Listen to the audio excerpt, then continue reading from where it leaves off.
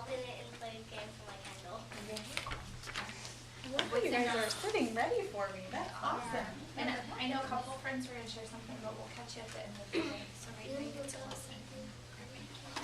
You guys remember my name, Mrs. Ringel? Okay, well, I am here today because I have this new book that I'm in love with.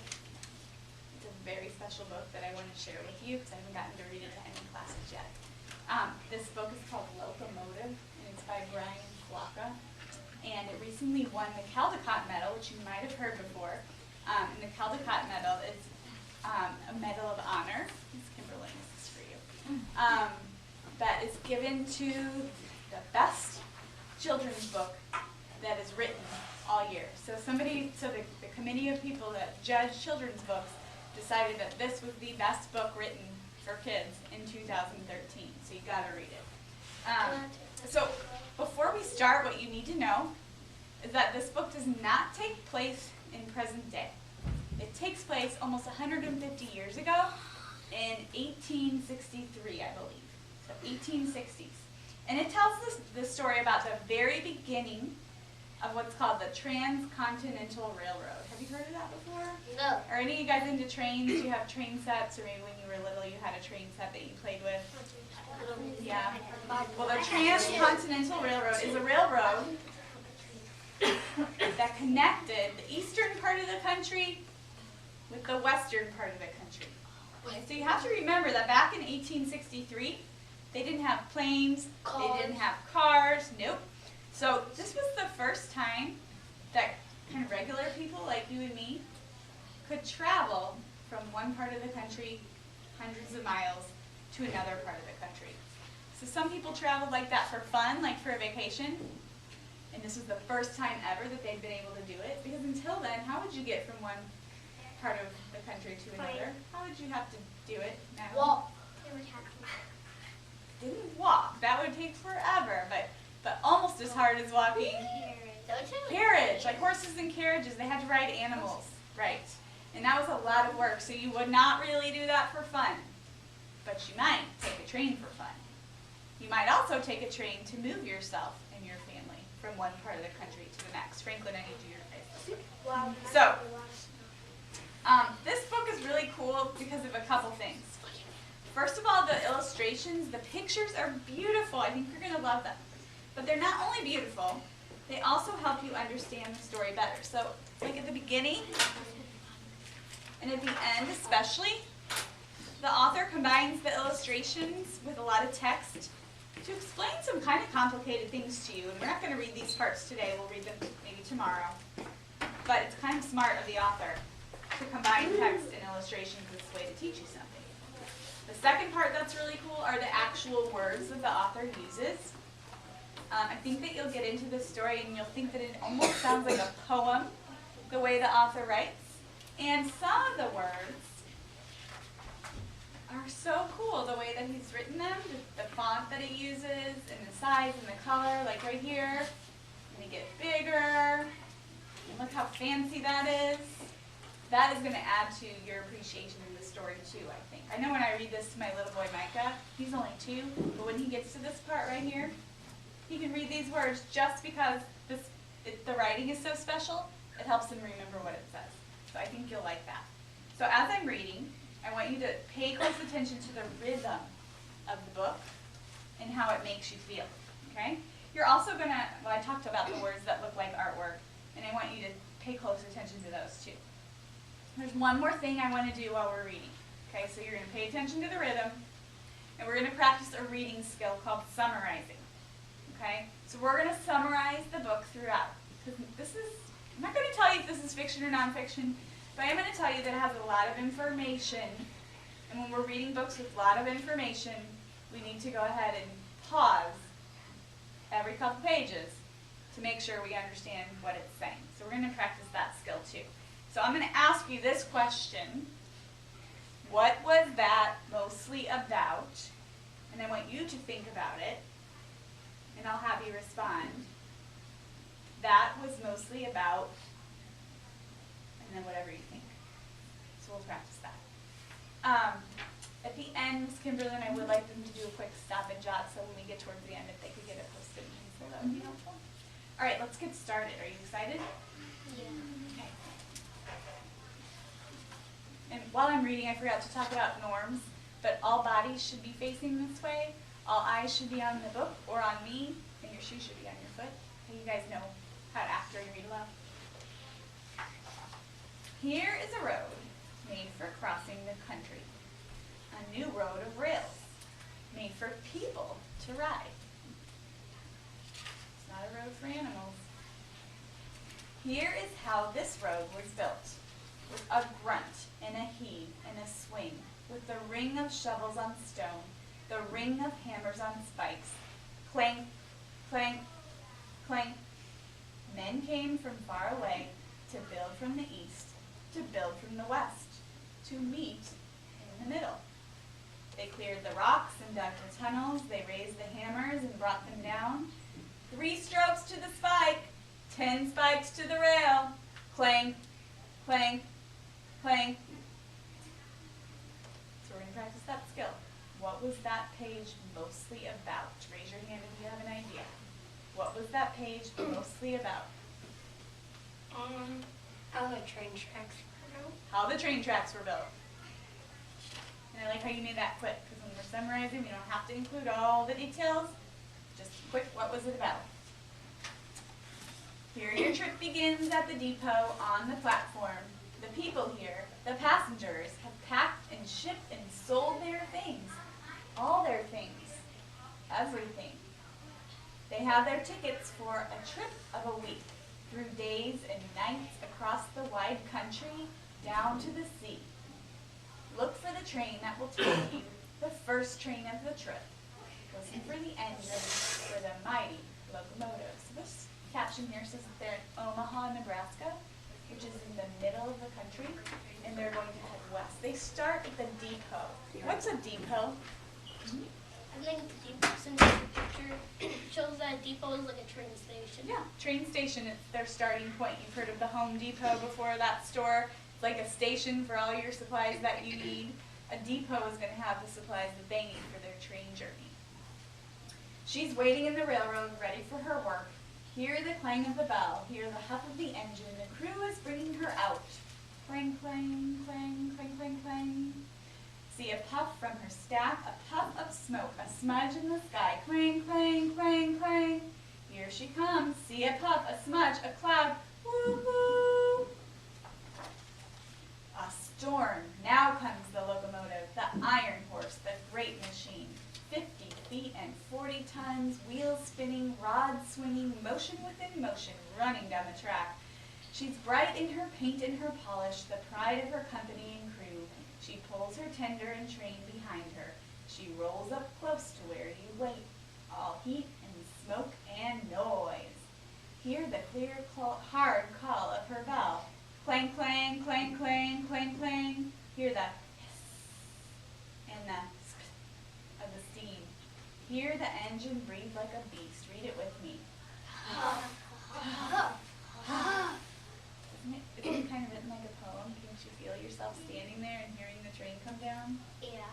Yeah, that's what that part was mostly about. The train coming down the tracks, arriving at the depot. She carries the crew that makes her run. Brakemen, what do you think they're in charge of? The brakes. Fireman. Now the fireman isn't like a normal fireman that we think of, so pay attention to what the fireman does when I keep reading. Engineer, and in charge of them all, the conductor, the captain of the train. So who's the conductor? And what's he in charge of? Everything that goes on in the train. He's the boss. He cries. What's he say? Say it like a conductor. All aboard! Step up. Step quick. Up in the cab. The crew's making ready. The train's about to leave. So what are these 2 pages mostly about? Turn and talk to a partner real quick. 2 pages on the train. Like 2 pages. Mostly about people in the train on the train. Mostly about another thing. That's easy for me to play in 3, 2, 1. That's what did you guys decide? What are these 2 pages mostly about?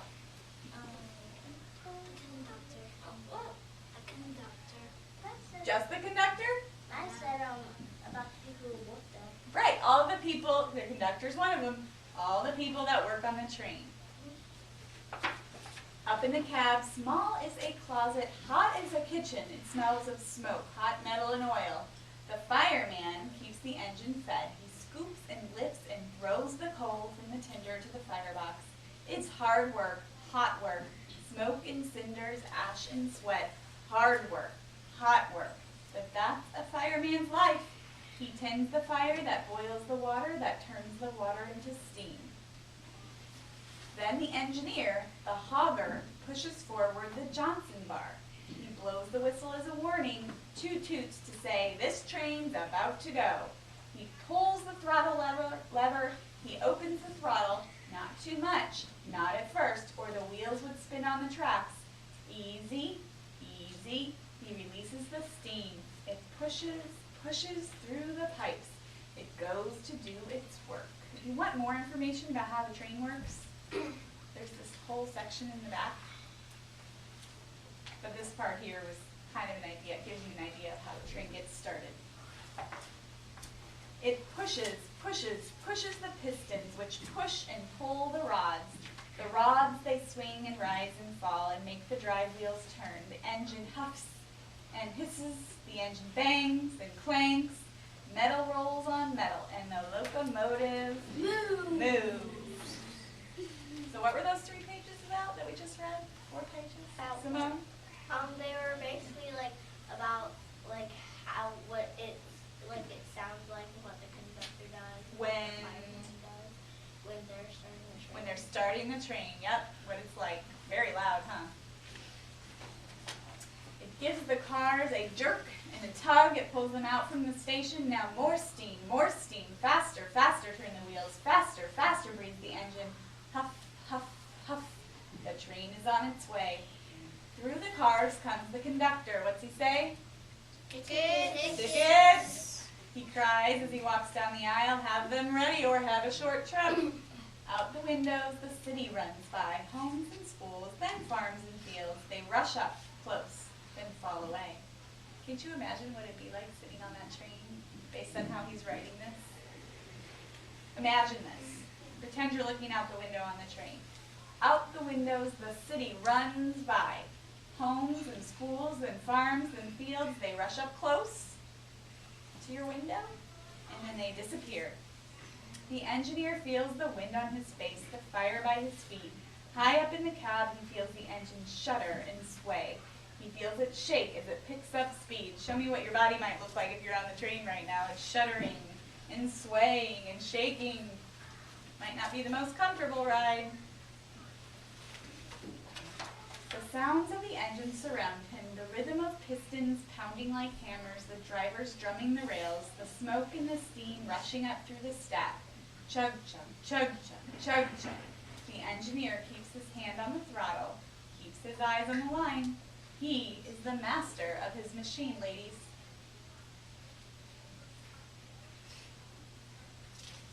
He knows her moods and tempers, where to set her bars and levers, when to slow down and when to speed up, when to run her wide open.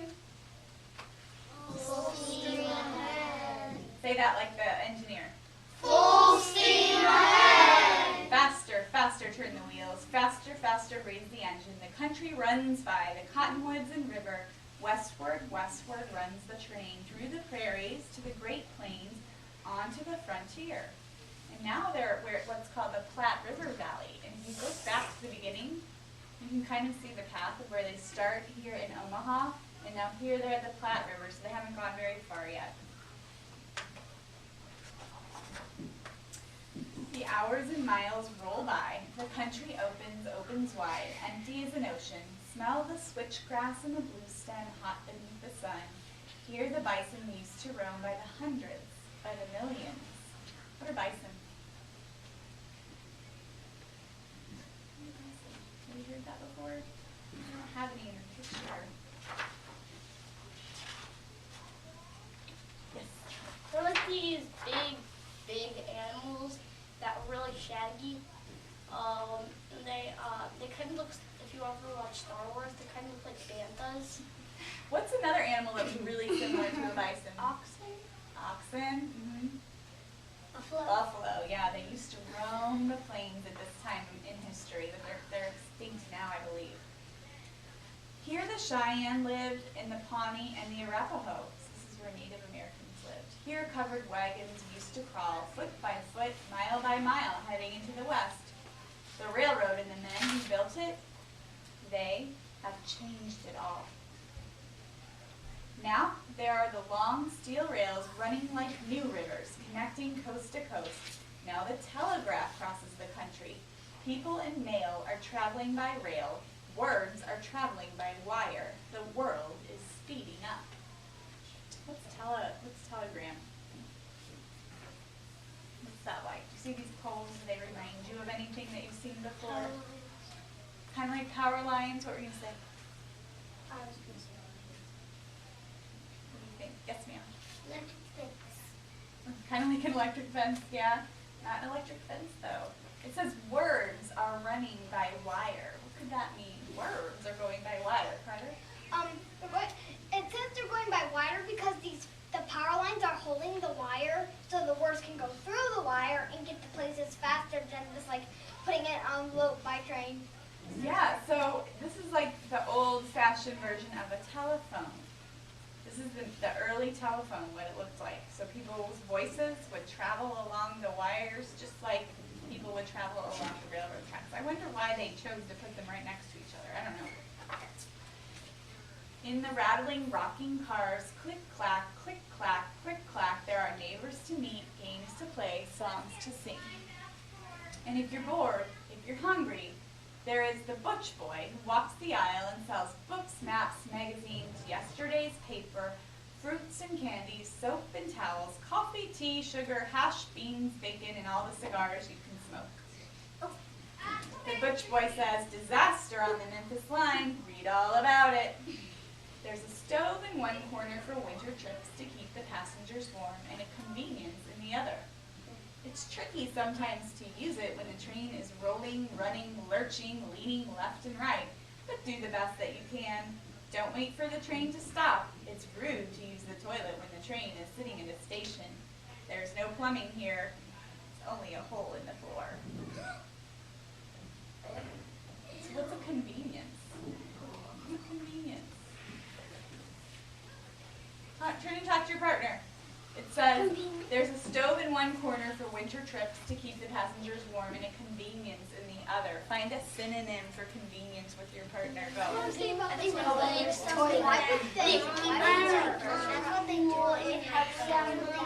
so they're more like One word, that's a synonym for convenience. The same thing.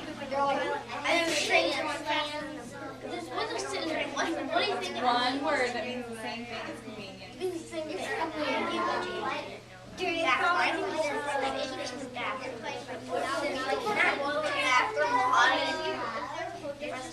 Okay, back up here. 3, 2, 1. What's a convenience?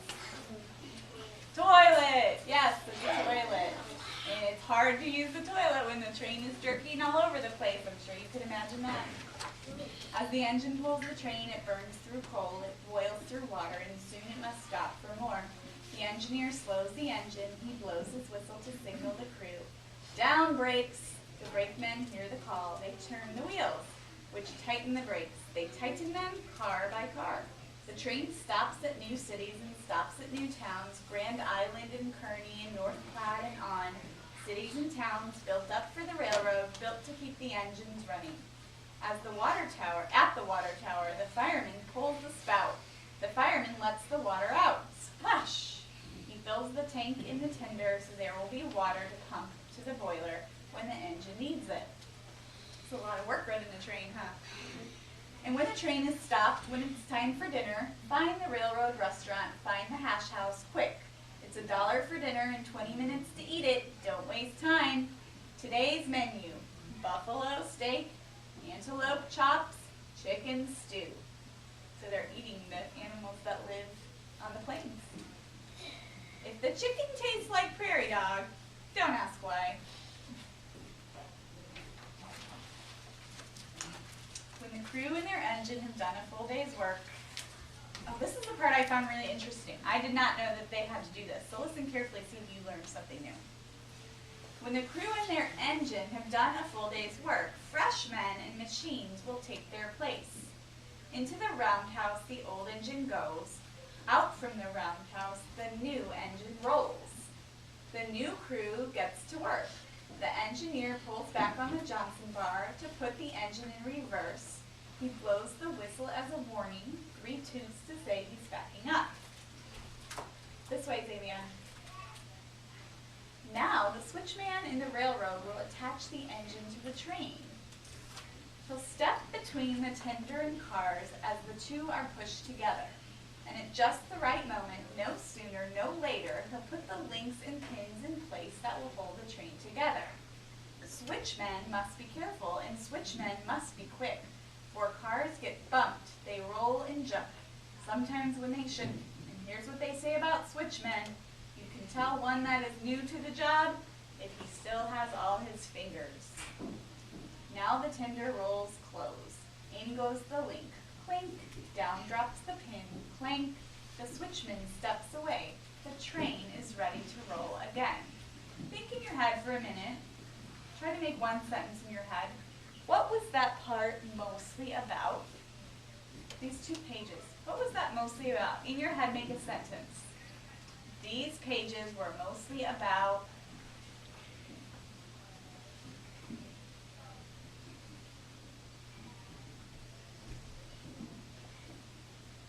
So what's happening here? Says that the crew, they've done their day's work and they get a fresh machine and a fresh crew of men to run the locomotive. So then a new crew comes on, and the engineer puts the engine in reverse. And look what's happening in the picture. It's like the engine is separating from the train. And then the switchman, that's an interesting name, switchman, he's going to attach the new engine to the train. He has to do it very carefully. So in your head, what are these pages mostly about? These pages are mostly about, who has a sentence they want to share?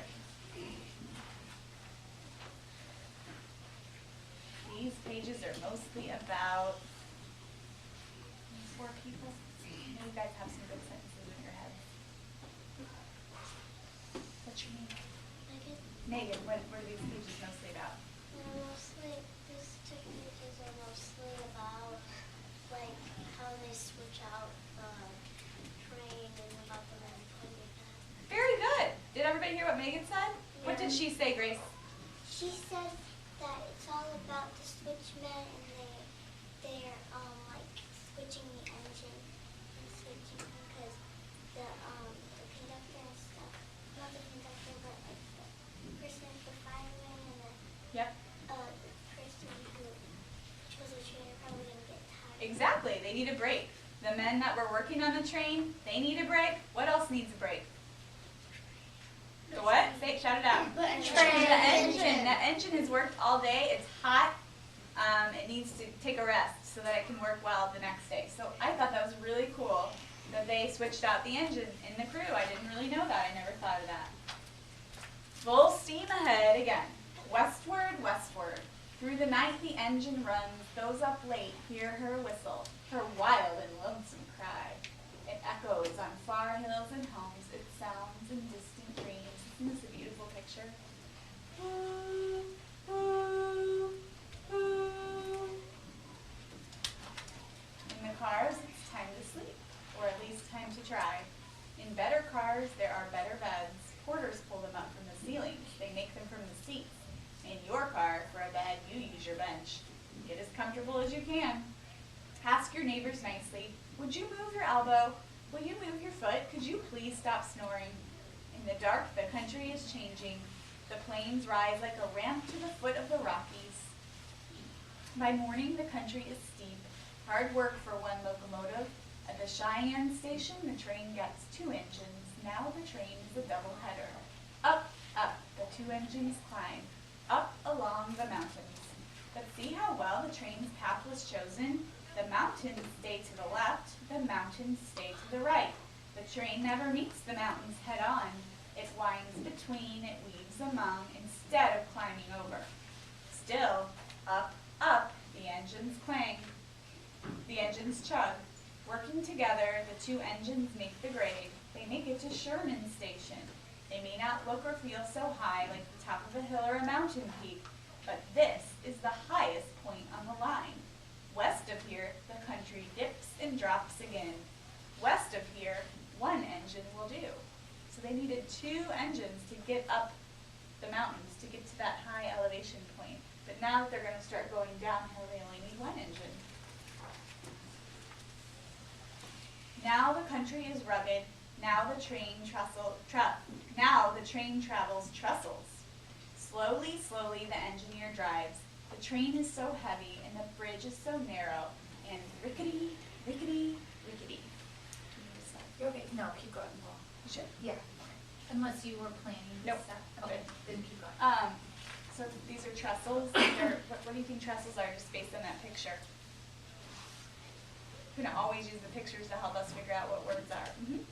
There are the things that hold up the bridge. Yeah, there are these long, sort of, I think they're kind of scary looking supports that hold the bridge up when there's a deep, steep, dangerous valley below. They're also sort of like bars. Yeah, it's very intricate the way those trestles are built so that they can support the weight of the train. Sometimes when shows, like, there's that, but then they don't have that, and then it's like wood. And I think that's pretty more scary than that. Right, yes, you definitely want some trestles as opposed to nothing below you. The fireman and the engineer don't let the train get off track. The wreck here is not our engine. They watch the signals and switches. They know to slow down for the curves. They watch the gauge that shows the pressure. If there's too much pressure, they blow off some steam. They watch the valves on the backhead. Those show how much water is left in the boiler. If too much water boiled away, if the level dropped too low, the firebox would melt, would buckle, would blow.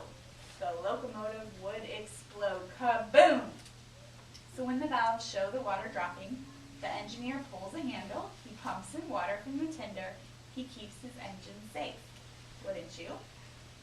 Westward, westward rolls the train. Down into canyons, again into night, it rolls among sage and below strange stones. Stranger and stranger the farther you go, until every mile brings some new wonder.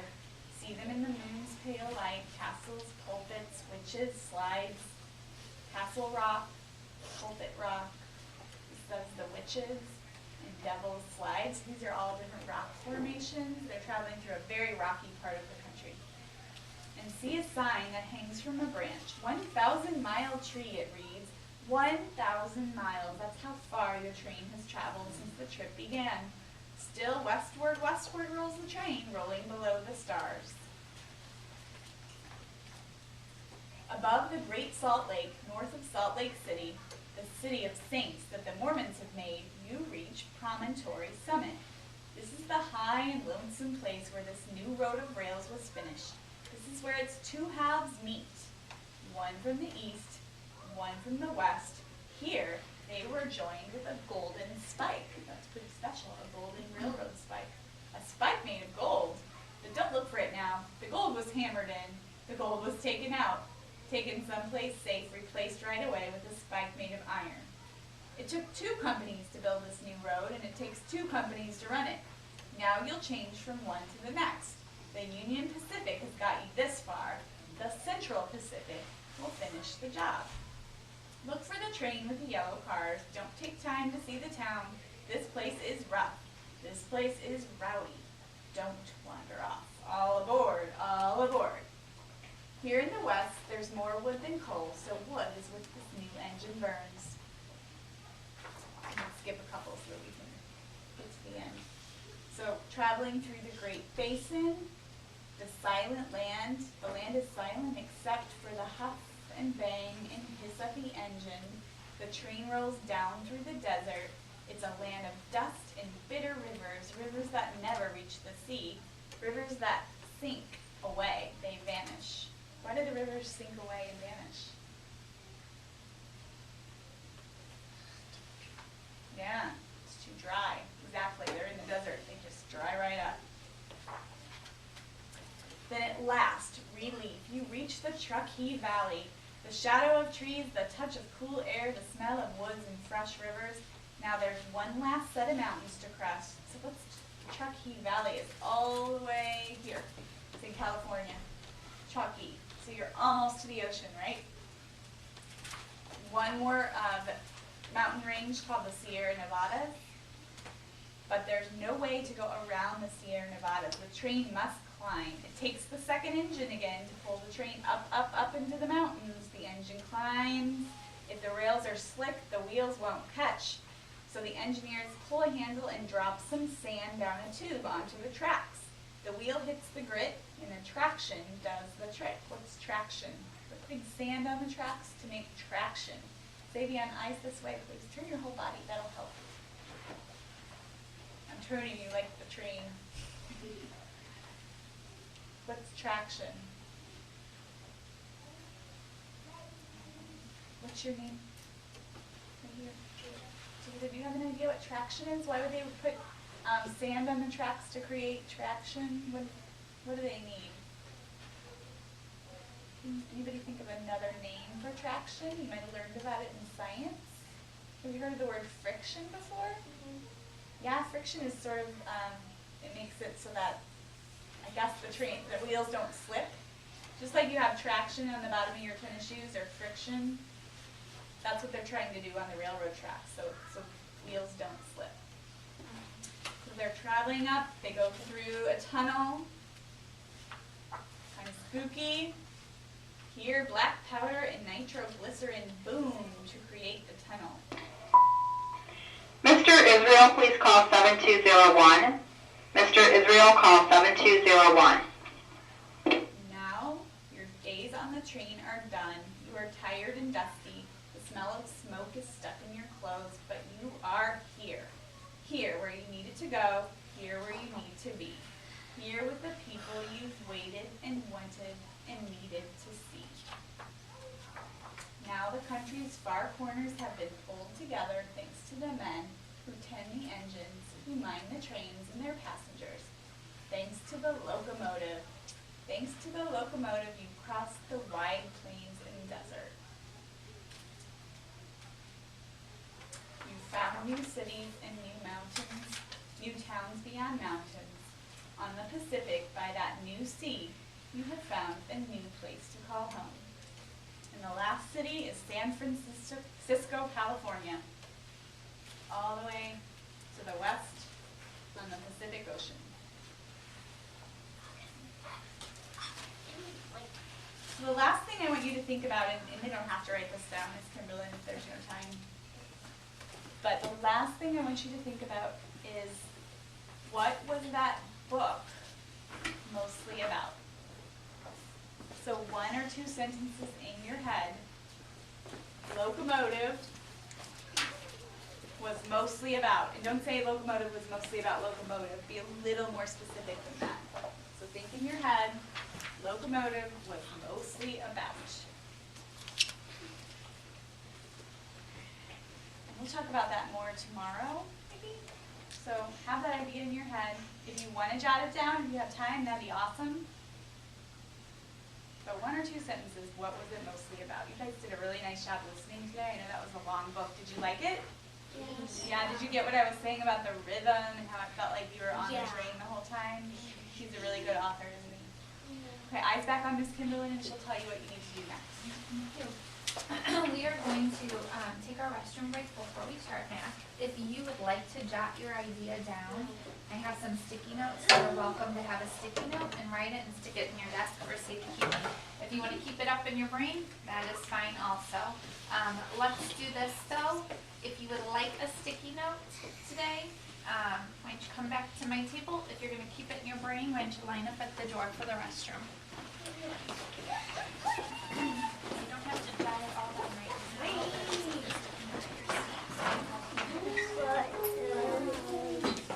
I can't believe they recorded it for us.